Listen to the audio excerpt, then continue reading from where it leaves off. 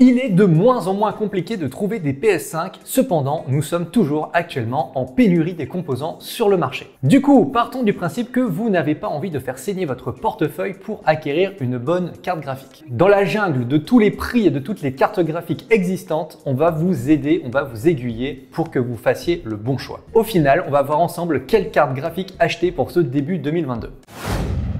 On commence avec la Nvidia GeForce RTX 3090. On commence tout de suite avec l'un des monstres de puissance de la génération 3000 de Nvidia, la 3090, avec une mémoire VRAM GDD R6X de 24 Go, soit plus du double que la RTX 2080 Ti avec ses 11 Go. Pour simplifier, cette carte est une véritable démonstration de puissance, mais pour vos jeux vidéo, c'est pas non plus nécessaire de l'avoir. Une RTX 3080 ou 3080 Ti fera largement l'affaire sans vraiment faire de différence au final. Malheureusement, vous vous en doutez, elle est souvent en rupture de stock, d'où cette vidéo. Il existe cependant des modèles custom chez Asus, MSI, Gigabyte, mais il va falloir être prêt à vider le portefeuille.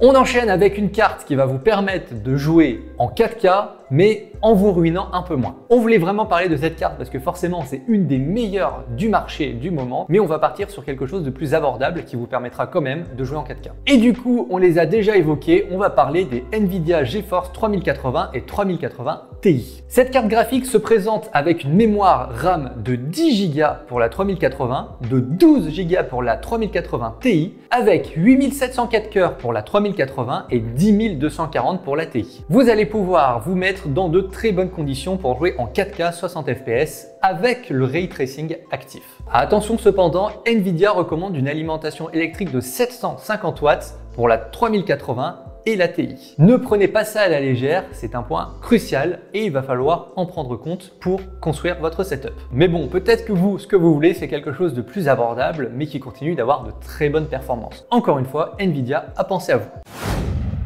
Dans ce cas présent, il va falloir voir vos espérances un petit peu à la baisse, mais vous en faites pas tellement. Je vous présente donc la Nvidia GeForce RTX 3060 et 3060 Ti. Cette carte embarque 3584 cœurs, 12 Go de mémoire sur un bus de 192 bits pour la 3060 et 8 Go de mémoire GDDR6 sur un bus de 256 bits pour la Ti. Avec ça, vous allez pouvoir jouer sans souci en 1440p, voire en 4K dans certaines conditions, mais il va pas falloir trop pousser. Concrètement, si vous possédez un écran Full HD ou QHD, pas la peine de chercher une carte plus lourde que ça. La RTX 3060 fera largement l'affaire. En plus de ça, la puissance électrique nécessaire ne sera entre guillemets que de 600 watts. Tout ça c'est cool, mais bon, Nvidia c'est peut-être pas votre cam et du coup on va vous proposer des alternatives solides.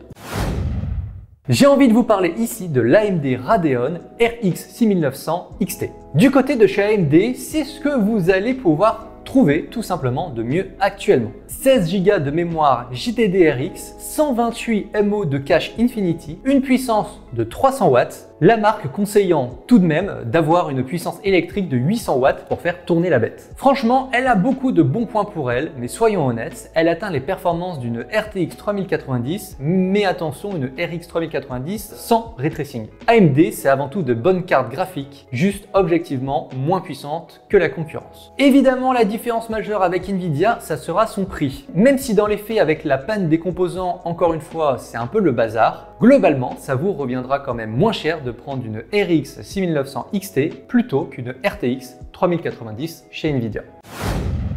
On termine maintenant cette sélection avec la carte la moins puissante, mais qui présente tout de même des performances pas du tout négligeable. Je parle ici des cartes AMD Radeon 6600 et 6600 XT. Il s'agit là de la concurrence directe de la RTX 3060, donc la carte la plus faible qu'on vous a présentée au début de cette vidéo. La Radeon 6600 et sa déclinaison XT ne sont peut-être pas des monstres de puissance, mais elles ne sont clairement pas bonnes à mettre à la poubelle. Avec elle, on obtiendra de très bonnes performances pour la Full HD, même si on vous conseille de ne pas la pousser vers la 4K. Elle n'est clairement pas faite pour ça. Vous pourrez cependant atteindre les 60 images par seconde sans souci et avec un niveau de détail tout à fait correct. Côté performance, on reste cependant en dessous de Nvidia avec notamment le DLS et son ray tracing aux petits oignons. Si ce que vous voulez c'est jouer de façon confortable avec des jeux en Full HD, c'est cette carte qu'il vous faudra.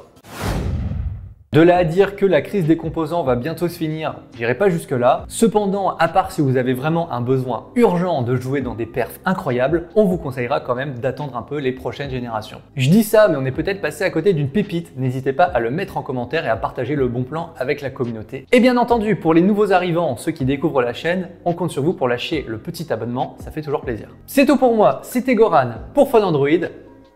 À bientôt.